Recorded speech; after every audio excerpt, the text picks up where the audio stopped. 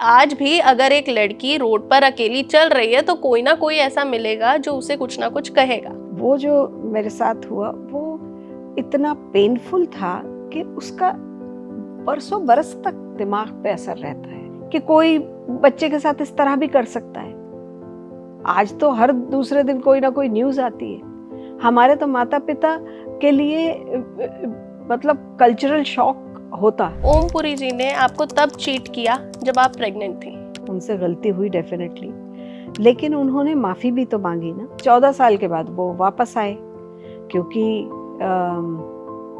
वो बीमार थे, बड़े मेजर ऑपरेशन से गुजर रहे थे और तब उन्होंने मुझे फ़ोन किया था, माफ़ी मांगी थी मुझसे कि मुझे पता नहीं कल मेरा ऑपरेशन है, मैं बचूंगा कि नहीं बचूंगा। मैंने जो किया आज भी मुझे कोई पछतावा नहीं है। Om Puri was physically involved with a maid. I House help. don't, नहीं, मैंने अपनी किताब में इस तरह से कोई वो नहीं किया था और ना मैं इस पे कुछ बात करना चाहती हूँ। बिजनेसमैन हो, क्या है उनकी ज़ाती ज़िंदगी में क्या हो रहा है, उसको सनसनीखेज बना के पेश करना, ये है ना जिम्मेदारी का काम नहीं है। ऐसा तो कोई दिन नहीं जाता है जब माँ बाबूजी और पुरी साहब को ना याद करते। वो ज़िंदगी के मेरे पिलर थे, स्तंभ थे, मेरी ज़िंदगी थे और अब नहीं है। तो कभी कभी तो मुझे लगता है कि मैं मतलब इतना प्रेम था तो प्रेम में आप क्या बोलते हैं कि हम आपके बिना नहीं जी सकते, तो हम झूठ बोलते हैं, मैं जिंदा हूँ, बस इतना। अपने जीवन की कहानी जब भी कोई बताता है ना तो वो खास हो जाती है क्योंकि उसमें उसके इमोशंस जुड़े होते हैं और पूरी जो लाइफ होती है एक एक अक्षर से लिखी हुई होती है। तो हमारे साथ है सीमा कपूर जी। मैम कैसे हैं आप? मैं ठीक हूँ, बिल्कुल। पहले तो हम किताब से ही शुरू करते हैं। क्या कुछ खास है, क्योंकि जब भी अभी मैंने बोला बहुत सारे इमोशंस जुड़े होते हैं अपनी लाइफ के बारे में और खास करके हर एक चीज़ के बारे में जिससे जो यंग जनरेशन है उसे नॉलेज मिलेगी। यंग जनरेशन है उसको इस किताब से क्या है, सबसे पहले किताब का नाम बता दूं मैं, जी। यूं गुजरी है अब तलक। ये यूं गुजरी है अब तलक में ही सारी चीज़ें आ गई कि अब तक ऐसे गुजर गई है ज़िंदगी। तो बहुत लंबी है ज़िंदगी और बहुत उतार चढ़ाव से गुजरी है।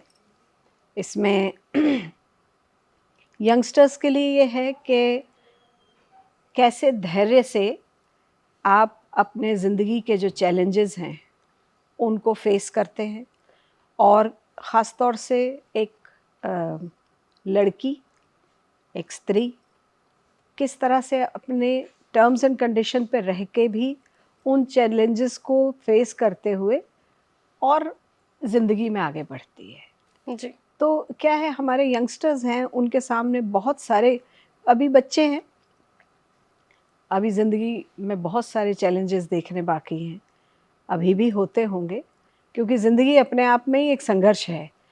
कभी आप करियर के लिए लड़ते हैं, कभी करियर बनाने के लिए लड़ते, मतलब संघर्ष को फेस करते हैं। कभी आपके दिल टूटते हैं, प्रेम संबंध होते हैं वो टूटते हैं। तो बहुत सारी चीज़ें हैं जो एक साथ याद भी नहीं आती हैं कि क्या क्या आपके सामने आ जाते हैं। इमोशनल सेटबैक्स होते हैं, पेरेंट्स की तरफ से होते हैं, दोस्तों की तरफ से होते हैं, प्रेमी प्रेमिका की तरफ से होते हैं, करियर में होते हैं, आप बनना कुछ चाहते हैं, फाइनेंशियल कंडीशन आपको कुछ और बना देती है। तो ये सारी चीज़ों को जब कोई बड़ा लंबा जीवन जी के जाता है तो उसमें उतारी जाती हैं। तो उससे एक प्रेरणा, हमें भी बहुत सारी किताबों से प्रेरणा मिली कि उन्होंने कैसे अपना जीवन अपने सिद्धांत पे बिताया और कैसे कैसे चैलेंजेस को उन्होंने फेस किया और हिम्मत से फेस किया। मैम जब भी किताब लिखते हैं उस टाइम पर आपको सारी अपनी चीज़ें याद आ रही होती हैं कि मेरे साथ ये हुआ फिर ये हुआ, तो बहुत ही ज़्यादा इमोशनल एक रोलर कोस्टर टाइप रहता है कि अच्छे पल एकदम से याद आ जाते हैं, फिर याद आता है ये थोड़ा बुरा हुआ था। तो जिस टाइम पर आप ये सारी चीज़ें नोट डाउन कर रही थी तो वो जब फ्लैशबैक्स आ रहे थे तब कैसी फीलिंग थी? आप है ना उन इमोशंस को रीलिव करते हैं, आप दोबारा से उन इमोशंस को जीते हैं। तो जो बहुत अच्छी यादें हैं तो आप बहुत आसानी से और बहुत प्यार से उनको लिखते हैं, लेकिन जो बहुत ऐसी यादें हैं जो बहुत दुखी करती हैं, उनको दोबारा से रीलिव करना मुश्किल होता है। लेकिन अब एक चैलेंज लिया था मैंने कि किताब लिखनी है, अपनी ज़िंदगी को लिखना, और थोड़ा ज़िंदगी को लिखना और सच बोलना थोड़ा मुश्किल तो होता है, क्योंकि आप ने ये निर्णय किया होता है कि जो बातें आपने अभी तक शायद अपने घर के लोगों तक से छुपाई हुई होती हैं, वो अब आप पब्लिक करने वाले हैं। जी। अब आपकी ज़िंदगी से हर कोई वाकिफ़ होने वाला है। तो ज़िंदगी तो बहुत मुश्किल भी होती है, उसमें कुछ ऐसी चीज़ें होती हैं जो आप, मैंने कहा ना कि अपने परिवार से भी नहीं बोल पाते हैं वो आपने चीज़ें। वो चीज़ें मेंशन करी है जिनका कभी पहले ज़िक्र ही नहीं हुआ है आपकी लाइफ के बारे में। जी। तो जब लोगों ने इसके बारे में पढ़ा, लोगों ने पढ़ा तो आपको काफ़ी सारे रिएक्शंस मिले होंगे, काफ़ी सारे मैसेजेस मिले होंगे कि you are a strong lady, we are with you, you are inspiring us. तो कोई एक ऐसा मैसेज जो इस टाइम पे याद आया हो? अभी याद आ रहा है एक किसी ने, मैं जानती नहीं हूँ, जो जिसने भी देखा होगा पॉडकास्ट, उस उन्होंने मैसेज किया कि मैं बुढ़ापे में इतनी ऐसे ही होना चाहती हूँ। तो मुझे ये लगा कि मतलब मेरा बूढ़ा होना सार्थक हो रहा है कि कोई मेरी तरह बनना चाह रहा है। जी। तो उन्होंने लिखा कि ग्रेसफुल और ईमानदारी से कही हुई बात है, तो मैं ऐसी बूढ़ा होना चाहूँगी। डेफिनेटली। अच्छी अच्छी बात है। जी। अगर हम इंडस्ट्री की बात करें, थिएटर, फिल्म, एक टीवी, सिप ले जी, लूँ? जी, आप उसे ले सकते हैं हुँ। If you want. अगर हम इंडस्ट्री की बात करें, भले ही वो टीवी इंडस्ट्री हो, थिएटर हो, फिल्म हो, सब में आपका बहुत ही ज़्यादा की रोल रहा है। बहुत ही इंस्पायर किया है आपने हमें अपने हर एक प्रोजेक्ट से। तो उस टाइम पर और अभी का जो सिनेमा हम देख रहे हैं, कुछ ऐसे की चेंजेस आपको फ़ील होते होंगे कि यार उस ज़माने में, जैसे तारक मेहता एक शो आता है उसमें भिड़े है, वो बोलता है हमारे ज़माने में ये सब होता था। हुँ। तो क्या चेंजेस इस टाइम पर लग रहे हैं? देखिए, सिनेमा और साहित्य जो है ना, वो समाज का दर्पण कहलाता है। जो समाज में हो रहा है वही सिनेमा में देखेंगे, या वाइस वर्सा। जो सिनेमा में हो रहा है वही समाज में आपको दिखाई देगा। तो इसी बात को लेके जो सोशल चेंजेस होते हैं, वही आपको आर्ट में दिखाई देते हैं। तो वो दिखाई दे रहे हैं मुझे। हम देखें 1970 की फ़िल्म, 60 की फ़िल्म, 50 की फ़िल्म और आज की फ़िल्म, कंटेंट ही चेंज हैं, जी। है ना? बहुत सारी चीज़ें हैं जो टेक्निकली हम बहुत साउंड हो गए हैं, बहुत आगे बढ़ गए हैं, लेकिन आज कंटेंट वाइज़ बहुत पीछे है। टेक्निकली तो बहुत आगे बढ़ गए। जी। आज जो चीज़ें आ गई हैं, हमारे ज़माने में रिकॉर्डिंग होती थी, एक ही ट्रैक होता था। तो म्यूज़िक भी, म्यूज़िशियन भी एक साथ बजा रहे होते थे, सिंगर भी एक साथ गा रहे होते थे। अगर एक म्यूज़िशियन का इतना सा गलती हो जाती, दोबारा से सारा पूरा गाना पड़ता था। आज उसकी वो नहीं है, आज डिजिटल हो गया है। अभी मुझसे कुछ गलती हो जाए, कट जाएगा, वहीं से शुरू हो जाएगा, ठीक है ना? पहले ऐसा नहीं होता था, रील होती थी। जी। उससे भी पहले जो होती थी वो 1-1 घंटे का होता था, एक पूरा वो चलता था। तो ये सब चीज़ें टेक्निकली तो हम लोग बहुत साउंड हो गए हैं, बहुत आगे बढ़ गए हैं। आज वो वीएफएक्स से हम क्या-क्या चीज़ें कर लेते हैं। अब तो वो क्या है, एआई एआई जनरेशन चल एआई रही है। हो गया है, सब हो गया है। लेकिन कंटेंट कहाँ है? जी। हम स्टोरी ह्यूमन टेलिंग हैं। की कमी है थोड़ी। हाँ, हम ह्यूमन हैं, हम इंसान हैं। इंसान में जो पुराने ज़माने में कहा गया है ना, 9 रस, हँसना है, रोना है, डरना है, क्रोध। पेन है, क्रोध है, ये सारे इमोशंस जो है ना, हमें वो सिनेमा में भी चाहिए ना। जी। उनमें से कोई एक चीज़ तो दिखा दें आप, हम्म। तभी हँसी भी नहीं आती है। आप हास्य फ़िल्म बना रहे हैं और हँसी नहीं आ रही है, या आप इमोशनल फिल्म बना रहे हैं, किसी की ऐसी कहानी कह रहे हैं और आपको दिल को छू नहीं रही है, रोना नहीं आ रहा है, तो फ़ायदा क्या है फिर ऐसी स्टोरी टेलिंग का। हमारी तो नानी दादी जो कहानियाँ सुनाती थी उस पे ही रोना आ जाता था हमें। बिल्कुल, वो बेड टाइम स्टोरीज जो होती हाँ। थी। मैम इस टाइम पर आप फॉलो कर रही हैं जो भी बॉलीवुड में चल रहा है? कोई रीसेंट मूवी जो आपने देखी हो जो आपको बहुत अच्छी लगी हो? रिसेंट मूवी तो बड़ा वैसा सवाल है। हम्म, याद ओटीटी वगैरह? ओटीटी पे मैंने अभी वो एडोलसेंस देखी, ओके। वो अच्छी लगी मुझे। हम्म। और छावा देखने की कोशिश की मैंने, अच्छी है, ठीक है। और तो अभी मुझे याद नहीं आ रहा कि मैंने जी। अभी लेटेस्ट कोई फिल्म देखी हो। इस टाइम पर मैं आपके साथ बैठी हूँ, मैंने चीज़ें सुनी है आपकी लाइफ के बारे में जो मुझे इस टाइम पर सिर्फ ऐसा प्राउड मोमेंट फील करवा रही हैं कि मैं एक ऐसी लेडी के साथ बैठी हूँ जिनकी लाइफ में इतने सारे स्ट्रगल्स आए, इतने सारे अप्स एंड डाउन्स आए, स्टिल शी स्टूड स्ट्रॉन्ग। तो उन अप्स एंड डाउन्स में कैसे आपने अपने आप को ऐसे स्ट्राइव किया कि नहीं मुझे आगे बढ़ना है, बढ़ते रहना है?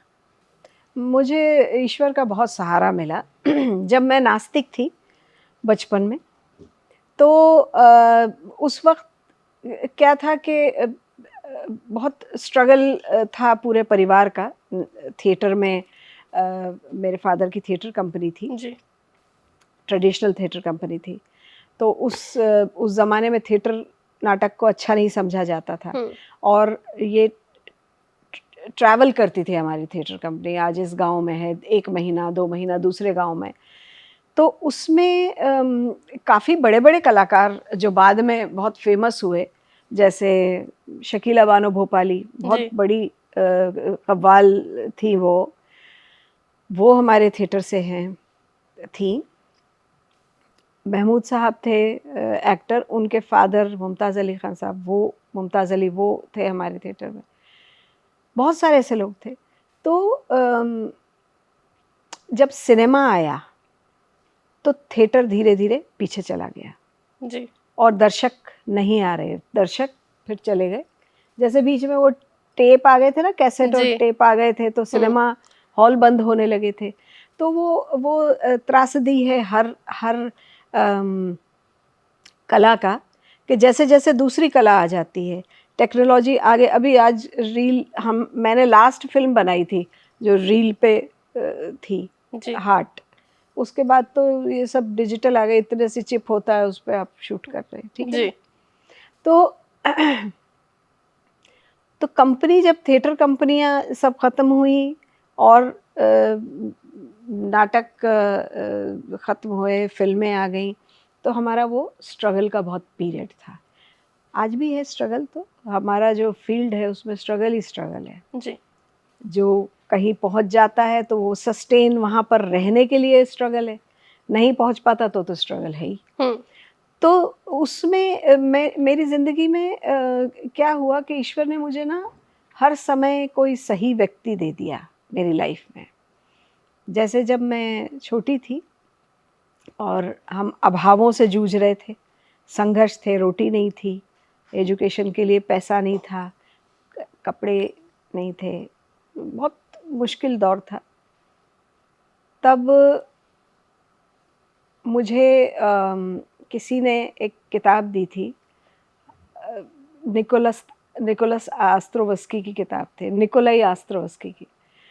उसका नाम था how the steel was tempered, okay. अग्नि दीक्षा। वो पढ़ने के बाद मैं एकदम मार्क्सिज्म की तरफ चली गई, कार्ल मार्क्स और लेनिन और ये चे गुएरा।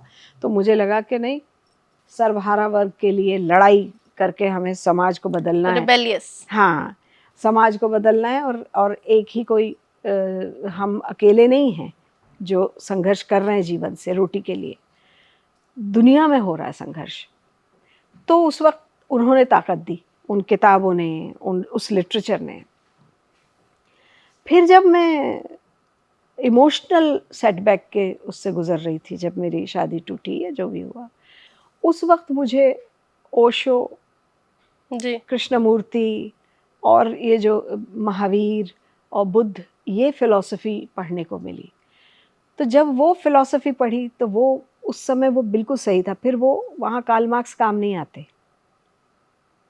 जब कार्ल मार्क्स जो है वो संसार को बदलने के लिए, आपकी फाइनेंशियल आर्थिक स्थिति को बदलने के लिए, आपका घर कैसा जी। होना चाहिए, आपकी स्टेट को क्या करना चाहिए, राज्य को क्या करना चाहिए, और आपके गवर्नमेंट को क्या करना चाहिए, आपके जो ऊपरी चीज़ें हैं उसको बदलने के लिए है।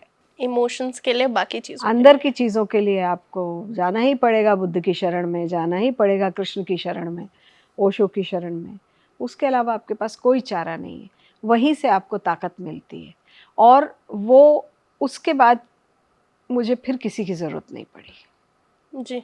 क्योंकि आपको फाइनल जो डेस्टिनेशन मिल जाता है ना, कैसे आपको आत्मिक रूप से अपने को संभालना है। तो ये इस स्टेज में ऐसे मैंने संभाला अपने आप को। ठीक है, थोड़ा बचपन में जाते हैं, थोड़े बचपन के डार्क पार्ट में जाते हैं। हम एक ऐसी कंट्री में रहते हैं जो अभी भी डेवलपिंग है। लोग, मेरे को ना बहुत शॉक फील होता है जिस टाइम पर लोग ये बोलते हैं कि अब फीमेल फीटिसाइड नहीं होता, लोग लड़कियों को गलत नज़रों से नहीं देखते हैं। अब हम जेन जी वाली एरा में चले गए हैं जहाँ पर लड़का लड़की एक बराबर है। लेकिन ग्राउंड रियलिटी हमें पता है कि आज भी अगर एक लड़की रोड पर अकेली चल रही है तो कोई ना कोई ऐसा मिलेगा जो उसे कुछ ना कुछ कहेगा।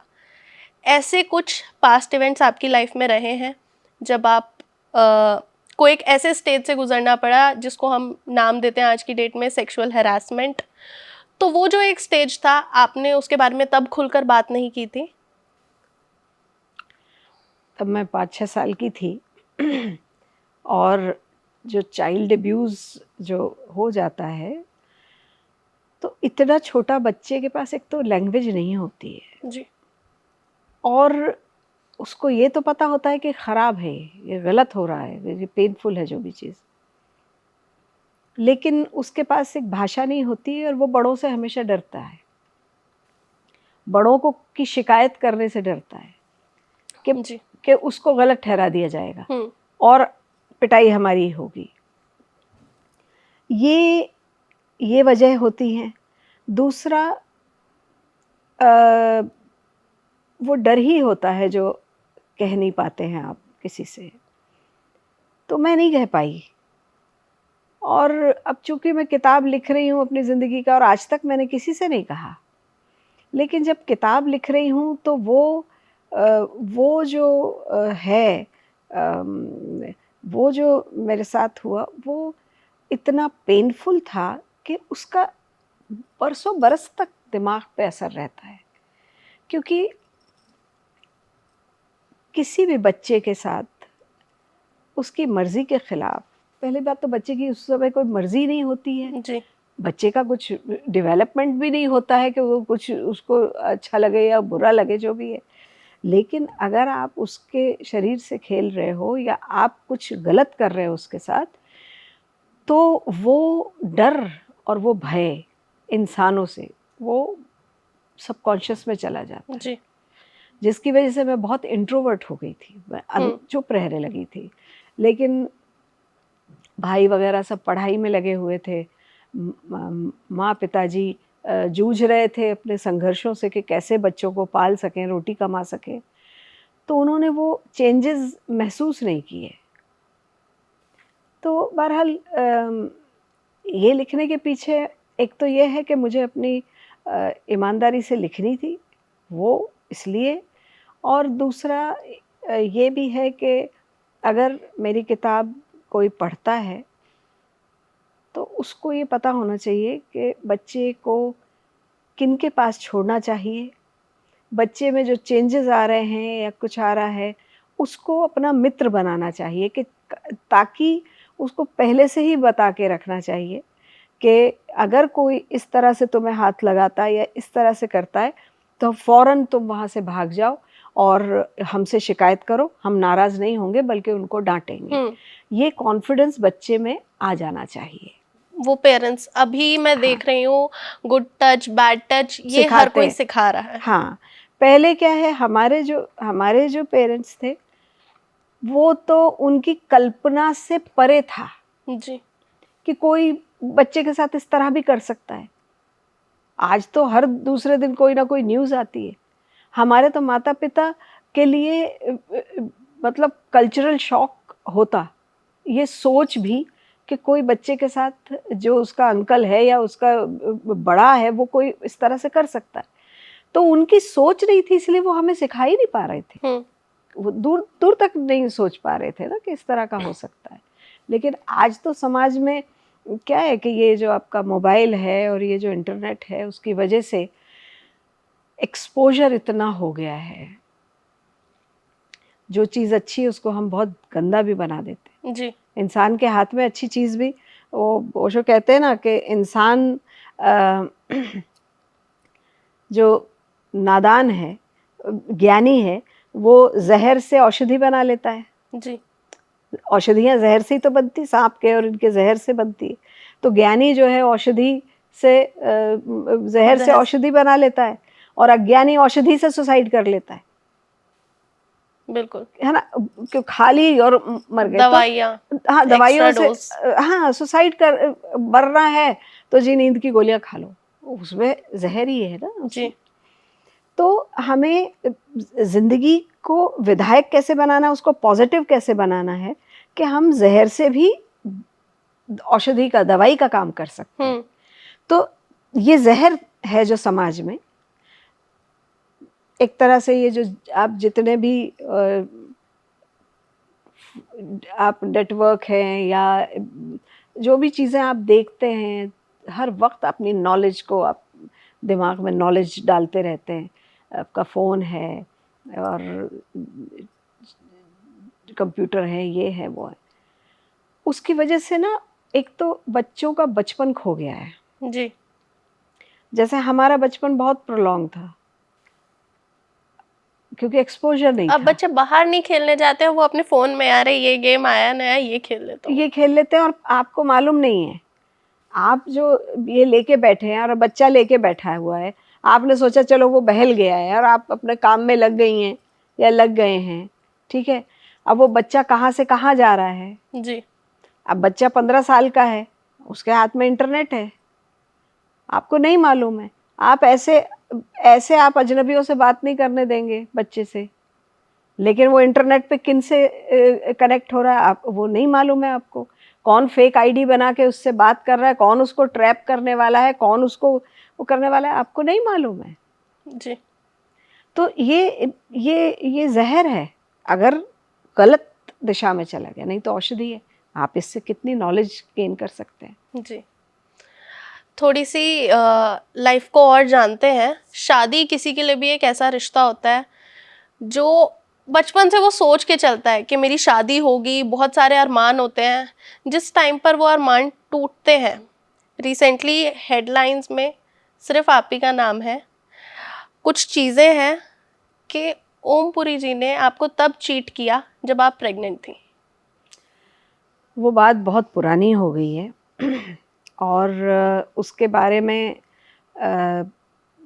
हेडलाइंस लोगों ने जिस तरह से बनाई हैं वो किताब का एक छोटा सा पार्ट है। उनसे गलती हुई डेफिनेटली, लेकिन उन्होंने माफ़ी भी तो मांगी ना। जी। 14 साल बाद जब वो आए दुखी होके, तो उन्होंने माफ़ी मांगी और दिल से माफ़ी मांगी, पूरे परिवार से माफ़ी मांगी। तो क्या, मुझे ये बताइए कि आपके भाई से, आपके मदर से, फादर से, आपके परिचित से, किसी मित्र से कोई गलती हो जाती है तो क्या माफ़ी नहीं देना चाहिए उसको? और क्या उसको कैरी करना चाहिए 35-40 साल तक? तो कि क्या वो वो उन्होंने दर्द। तो हेडलाइंस बना दी, उनको विलन ही बना दिया। अब क्या है कि वो वापस आएँगे नहीं डिफेंड करने। जी। तो वो मैं नहीं चाहती हूँ। किताब में इसलिए लिखना था कि वो मेरी ज़िंदगी है, वो हुआ, ठीक है? उसके बाद, उसके बाद की जो लाइफ़ है, वो ज़्यादा इम्पोर्टेंट है, जिसमें उन्होंने बहुत सफ़र किया। जी। जब आखिर में वो आ गए, लौट के 14 साल बाद अलग होने के, तो तब मैंने ही सफ़र किया था। जब उन 14 साल में। जब हाँ, मैंने घर छोड़ा था। और नंदिता उनकी लाइफ में आ गई थी और उन्होंने शादी कर ली थी। उसके बाद 14 साल के बाद वो वापस आए, क्योंकि वो बीमार थे, बड़े मेजर ऑपरेशन से गुज़र रहे थे। और तब उन्होंने मुझे फ़ोन किया था, माफ़ी मांगी थी मुझसे कि मुझे पता नहीं कल मेरा ऑपरेशन है, मैं बचूँगा कि नहीं बचूँगा, और जाने से पहले मैं तुमसे माफ़ी मांगना चाहता हूँ कि मैंने बहुत ज़्यादती की, अन्याय किया और नहीं किया, और तुमने उसका कहीं मेरे बारे में कुछ भी नहीं बोला, खामोश रही, तो वो ज़्यादा मुझे तकलीफ़ देता है। तुम लड़ लेती तो तकलीफ़ नहीं होती। जी। तो उस वक़्त वो ऑपरेशन लंदन से बोल रहे थे, और अ, तब उनके पास सिर्फ़ उनका सेक्रेटरी था और कोई नहीं था। परिवार का सदस्य होना चाहिए ऐसे टाइम में। जब एक आदमी ये बोल रहा है कि मुझे पता नहीं है कि मैं रहूँ ना रहूँ। कि मैं रहूँ ना रहूँ, तो बड़ा ही मेजर होगा ऑपरेशन। उनको पैरालिटिक अटैक हुआ था, डॉक्टर ने कहा था अगर 2-3 दिन और लेट हो जाते तो पूरी ज़िंदगी व्हीलचेयर पे आ जाते। उसकी वजह से उनकी नर्व्स डैमेज हो गई थी, और हाथ भी काँपने लगे थे। बाद की जितनी चिट्ठियाँ हैं वो सब जी। काँपते हाथों की हैं, सब ऐसी हैं। तो फिर उनको ये रियलाइज़ हुआ कि अभी जब तब इतने बूढ़े भी नहीं थे वो, अभी जब ये हाल है तो मेरे बुढ़ापे में सबको यही डर होता है कि बुढ़ापा अच्छे पीसफुली, पूरी ज़िंदगी आप स्ट्रगल करके बिता देते हैं, आप में एनर्जी होती, सब होता है, लेकिन बुढ़ापे में आपको 2 ही चीज़ों की ज़रूरत होती। एक तो पैसा हो कि आपका इलाज-विलाज सब एक ना अच्छे से हो अच्छे जाए। से हो जाए, और दूसरा आपके पास कोई केयर करने परिवार। वाला। हुँ। तो इसलिए वो लौट के आए। उनको मालूम है मेरा नेचर। लेकिन जिस टाइम पर ये सारी चीज़ें हुई, आपके भाई बहुत ही ज़्यादा फ्रस्ट्रेटेड थे उस चीज़ से, और उन्होंने आपसे बोला भी था कि कोर्ट में चलते हैं और इसके खिलाफ कुछ करते हैं। तो उस टाइम पर दिल नहीं माना या दिमाग की नहीं सुनी आपने? मैंने जो किया आज भी मुझे कोई पछतावा नहीं है कि ना तो मैंने उस वक़्त किसी तरह का उनके बारे में ख़राब बात बोली थी, बोल सकती थी। जी। बहुत फ़ोन आ रहे थे, जर्नलिस्ट तो इस तरह की चीज़ों के पीछे रहते हैं। मैंने किसी को भी एंटरटेन नहीं किया, और ना मैं अब बोल रही हूँ उनके खिलाफ़, क्योंकि मैं जब अंडरस्टैंडिंग ज़िंदगी की इतनी नहीं थी और हर्ट थी, तब मैंने उनके खिलाफ़ नहीं बोला, तो अब मैं क्या बोलूँगी उनके खिलाफ़। लेकिन भाई भाई होते हैं, मुझे बहुत प्यार करते हैं, अन्नू भाई हों, रंजीत भाई हों, छोटा ब्रदर निखिल हो, मेरी मतलब वो बर्दाश्त नहीं कर सकते मेरे आंसू या मेरा दुखी होना, और वो देख रहे थे। तो मैंने इसीलिए मैं अपनी मदर के पास चली गई थी, क्योंकि मैं नहीं चाहती थी कि अन्नू भाई नाराज़गी में पूरी साहब से कुछ बोलें, जी। क्योंकि भाई भाई हैं, हर्ट तो हो गए। तो हमने हेडलाइंस की बात की, एक और हेडलाइन काफ़ी चल रही है जिस पे मैं आप ही से फैक्ट चेक चाहूँगी। Om Puri was physically involved with a made, I house help. Don't नहीं, मैंने अपनी किताब में इस तरह से कोई वो नहीं किया था, और ना मैं इस पे कुछ बात करना चाहती हूँ, जी। क्योंकि वो उस पे अ, उनकी किताब जो पहले आई है पुरी साहब पे, उस पे काफ़ी चर्चा भी हो गई है। और देखिए क्या है कि ये पुरी साहब वो कलाकार थे जो, जिसे बोलते हैं चरित्र अभिनेता, उन्होंने बहुत हँसाया है हमें। है ना? मैं कल भी मूवी ही देख रही थी, सिंह इज़ किंग देख रही थी, और हुँ। मैं वो हँसते-हँसते आज भी पागल हूँ। तो वो इतने बड़े कलाकार थे, और एक कहावत है हिंदी में, जो पकड़ा जाए वो चोर। जी। पूरी दुनिया करती है गलत इस तरह के काम, लेकिन चूँकि पकड़े नहीं जाते हैं तो उनकी चर्चा नहीं होती है। कोई सी इंडस्ट्री हो, हमारी इंडस्ट्री हो, मेडिकल हो, जुडिशरी में हो, कि वकील हो, कि मतलब बिजनेसमैन हो, क्या है उनकी ज़ाती ज़िंदगी में क्या हो रहा है, उसको सनसनीखेज बना के पेश करना, ये है ना जिम्मेदारी का काम नहीं है, जी है ना।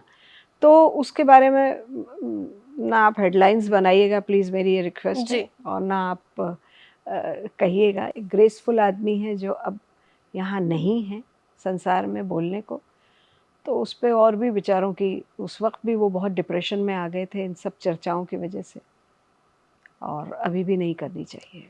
जिस टाइम पर वो हमारे बीच नहीं रहे थे और आपको ये चीज़ पता चली थी, उस टाइम पर क्या इमोशंस थे? मतलब मैं वो चीज़ इमेजिन भी नहीं कर सकती।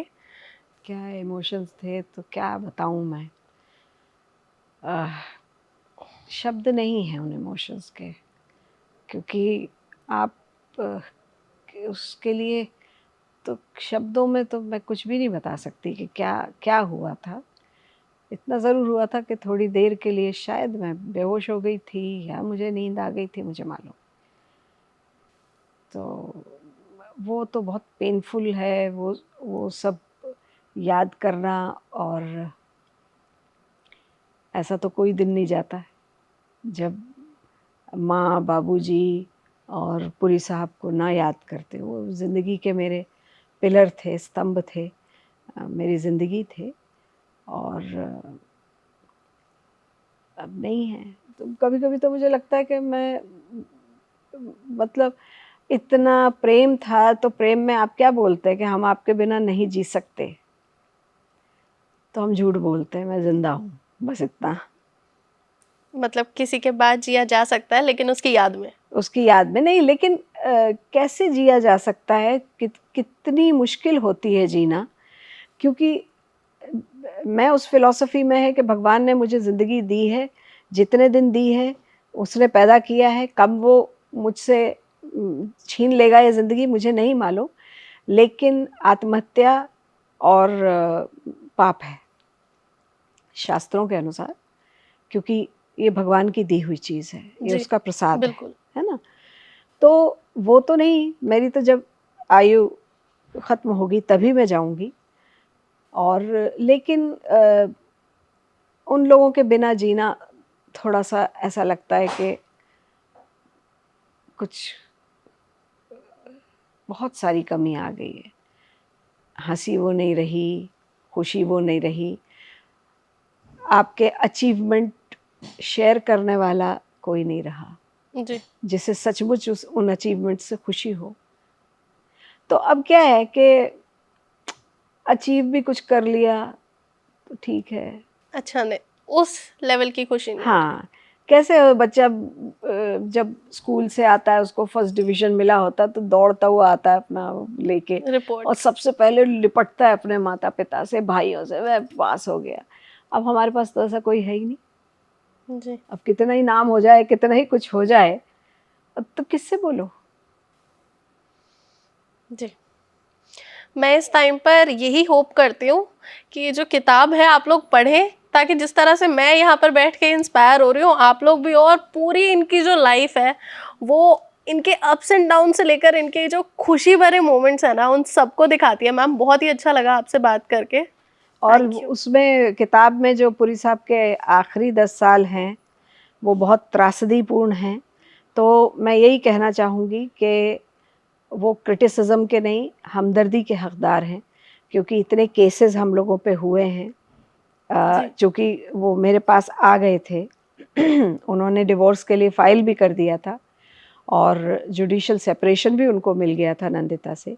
उसके बावजूद वो इतने केसेस और उसमें फँसते चले गए हम दोनों, कि उस वजह से वो डिप्रेशन में आ गए, क्योंकि इतना बड़ा आदमी क्रिमिनल कोर्ट में खड़ा हुआ है, जहाँ जी जेब कतरे भी हैं और मर्डरर भी हैं, और सब, और वो भी देख रहे हैं इतना, तो कितनी दुख होता होगा उनका। हमारे तो शक्लें इतनी पहचान के नहीं, हम तो पर्दे के पीछे के लोग हैं।